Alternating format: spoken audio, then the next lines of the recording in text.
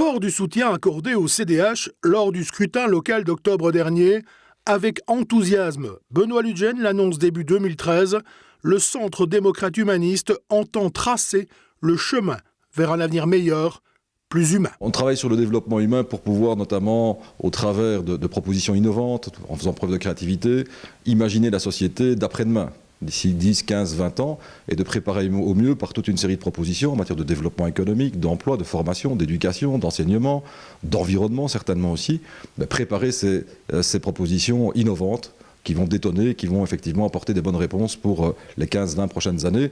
Mandaté par le président du CDH pour fixer le cadre de ces nouvelles perspectives, le CEPES, notre centre d'études, prépare un texte de référence.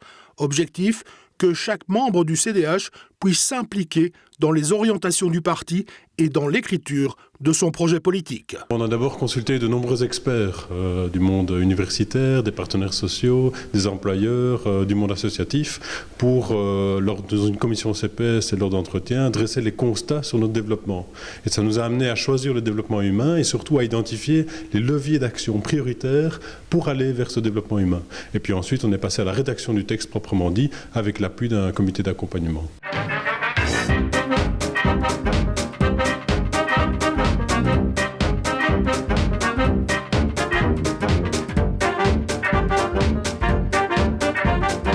Après validation par le bureau politique, commence alors la consultation des membres dans 22 arrondissements, chez les jeunes, les femmes, les aînés.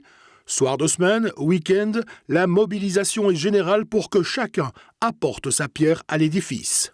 Si vous vous intéressez aux personnes qui vivent plus longtemps, donc c'est bien l'allongement de la vie. Ce serait bon aussi, comme humaniste, de rappeler qu'on croit à la démocratie représentative qui doit alors être conjuguée avec la participation citoyenne. Et donc moi je pense qu'il faut parler de la famille, du rôle de la famille. Oui. Mais la famille au sens large, quoi. Vous avez modifié la ligne 10. Pour moi, le verbe travailler pour renforcer manque. Sinon, ça donne un peu l'impression qu'on est assis sur sa chaise et qu'on attend que ça va arriver. On aura beau changer autant de fois qu'on veut le boussole, ça indiquera toujours la même direction, le nord. Et donc on voulait modifier ça par changer de lunettes ou un autre instrument que vous trouverez.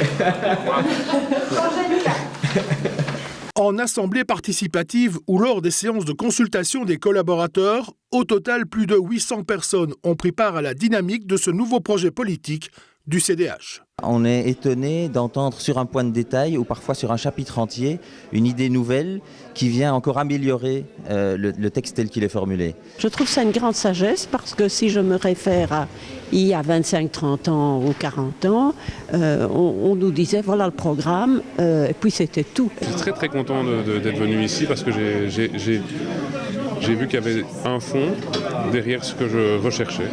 Voilà, on propose un amendement, parfois on se dit que c'est le meilleur amendement du monde, mais en fait c'est que le meilleur amendement du monde pour 2-3 personnes.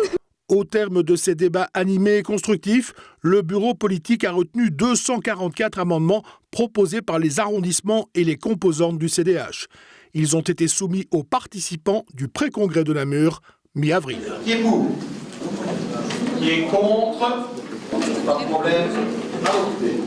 L'Assemblée a validé 106 de ces amendements avec au final la fierté des membres de participer à un bel exercice démocratique. En tant que militants, nous sommes très heureux d'être consultés pour pouvoir apporter notre voix et nos observations, nos remarques, nos suggestions et porter tous ensemble ce projet proposé par le parti. C'est quand même pas tous les jours de pouvoir influencer sur la société de demain, comment elle va évoluer, comment on la façonne. Donc voilà, c'est une occasion unique. Un véritable travail participatif de l'ensemble des membres du Centre démocrate humaniste.